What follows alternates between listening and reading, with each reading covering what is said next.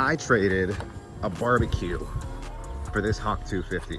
And it doesn't look like much, but I'm gonna try to see if I can get it started for under 100 bucks. I don't trust the oil that's in it right now, so we're gonna address that soon. The rear brake looks fine. It has a nibby carburetor on it, but it's held with a bungee cord, which tells me that this little carburetor solution the previous owner tried to do didn't work. I'm not really entirely sure what's going on there, but I'll get that addressed at some point. The throttle is stuck, which is fully expected. The plastics are kind of sun faded. The bike looks like it's in overall good condition, but I just need to see if I can get it running.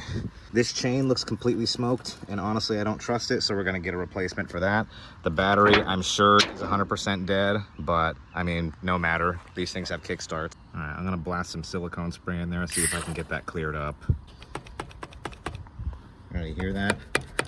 I feel some freedom there. There we go. Doesn't really snap back like I want it to, but it's an improvement. This little housing for the front brake looks like it's broken, but I think it's serviceable. I can use it. I mean, I definitely don't want the repair cost to eclipse the cost of the bike, so we're going really, really cheap with our repair. All right, so to try to get the bike going again, I bought a new nibby intake manifold for it that should fit that carburetor, and then I bought a new chain for it as well. So while we're waiting for our parts to show up, I'm gonna see if I can find a really cheap plastics kit for this bike.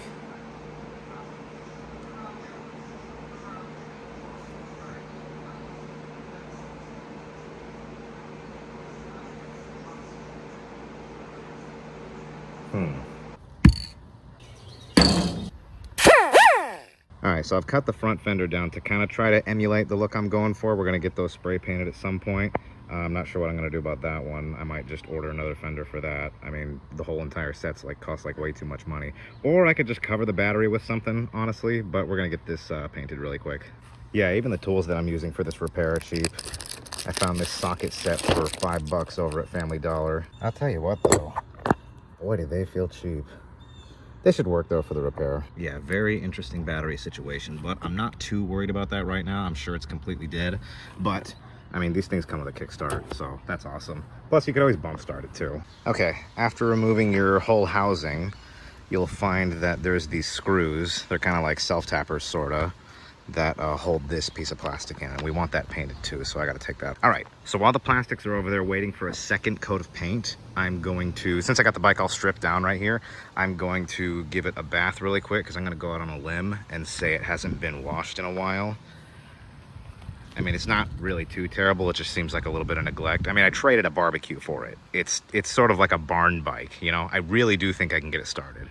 But yeah, those are in the middle of getting painted right now. I'm gonna get this thing cleaned up.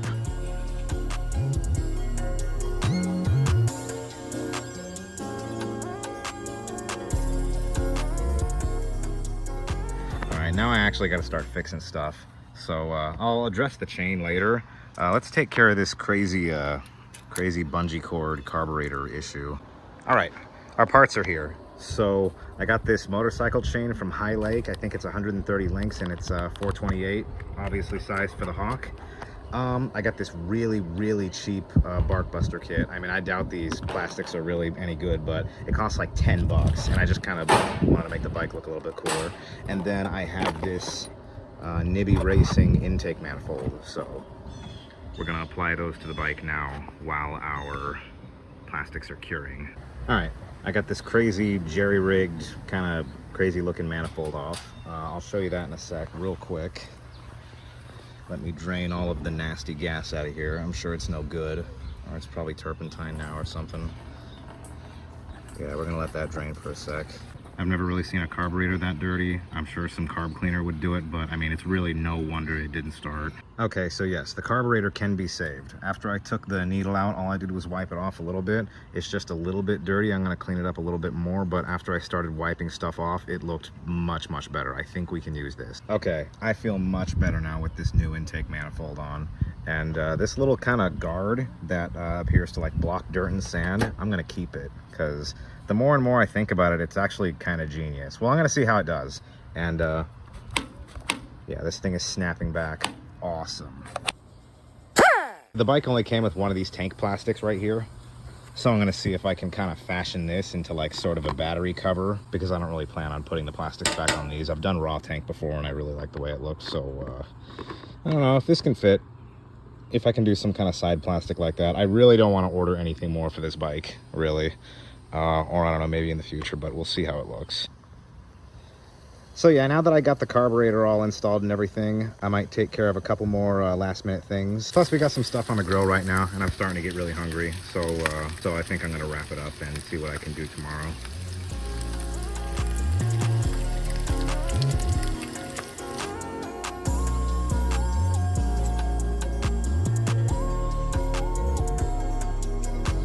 Okay. So, yeah, take your sprocket cover off, and we're gonna remove our old chain here. There we go. Yeah, this thing's done. Oh yeah, I'm gonna hit that with some brake cleaner. See if I can clean it up, but everything looks good. Looks awesome, actually. Yeah, super dirty. Hitting it with the WD-40 first to kind of loosen everything up. Then I'll go in with the brake cleaner after so it can be all dry. These toilet brushes work super awesome for degunking everything. All right, well, it's raining in broad daylight, so that's interesting. Oh no, my chain's getting wet. Yeah, I gotta cover that thing up. There's our new chain. Who doesn't love a new chain?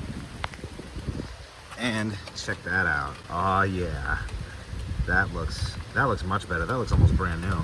Or it's just clean now. I typically don't like putting these on because whenever I wash the bike, I just get around all in this area too with a pressure washer, but it looks like we have an electrical thingy right there. I think it's actually a neutral sending unit. So it tells your bike when it's in neutral, so I'm gonna go ahead and put this on there. All right, we're getting pretty close to the end where I can start putting the plastics on and then get the new gas in there and see if I can start it up, but we're not doing all this work without at least doing an oil change as well. You already know it.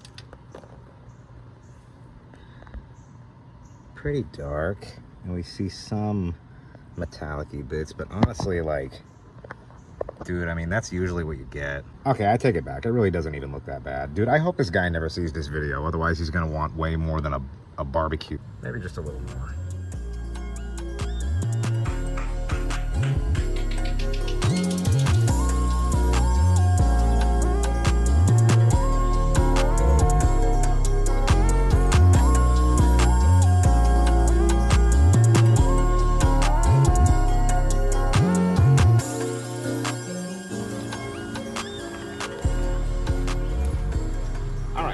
So we've addressed everything that I think the issue is.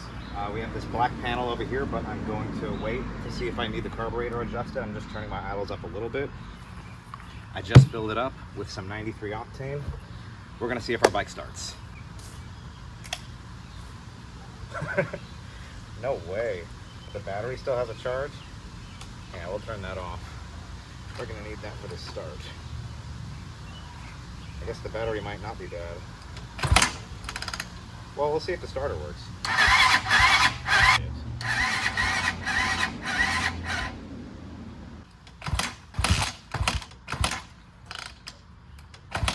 Come on, what do you want?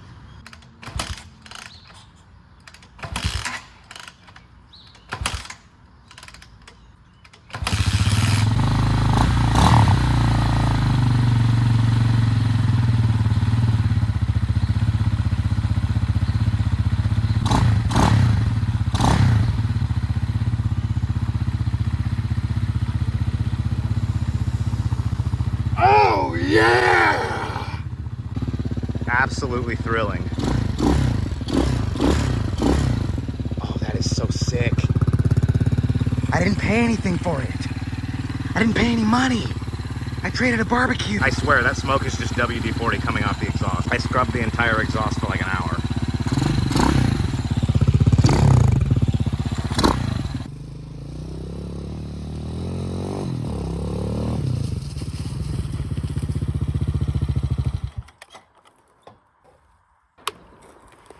It really seems like the more and more I ride the bike, it's actually performing better and better. I really think the bike just kind of needed to be woken up a little bit.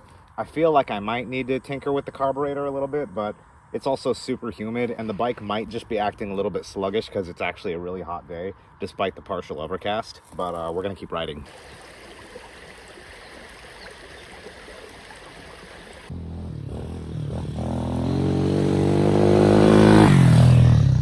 All right. So I rode through a super big puddle and I got my pants wet, and I got everything wet, and I also got my cold air intake wet. So I'm going to show you one of the oldest tricks in the Trail Rider's Manual to get it dry as possible. You don't typically want to do this, but if you're stuck out on the open trail, I'm not really stuck right now, I just felt the bike kind of bogging down a bit, is you just turn your bike on, then you remove your cold air intake, and then hold it up to your exhaust like this. You give the bike a couple of revs and you force the hot air into the cold air intake to kind of help dry it out. It'll sort of act like a hairdryer. You don't typically want to do that because you want to keep your carburetor as clean as possible and you don't want any exhaust or like soot deposits to get in there. But this is just one of those things where if you're totally stuck out in the wilderness and your cold air intake is super wet, you can dry it off using your exhaust. I've had to do that before. Again, you don't typically want to do that, but if I'm going to be sloshing around in the mud and I'm going to be like dealing with all the sand and stuff, this cold air intake might not be a super good idea. I might actually want to opt for reinstalling the airbox. One thing I forgot to mention, so I just did a little side of the road carburetor adjustment. But in the middle of this build, I kind of forgot to put a new cold air intake on it. It's just kind of got the old cone. I never even washed it, so I don't really know how dirty that is, but I mean, just look how beautiful this is. Look how beautiful this is, and look how easily this bike starts.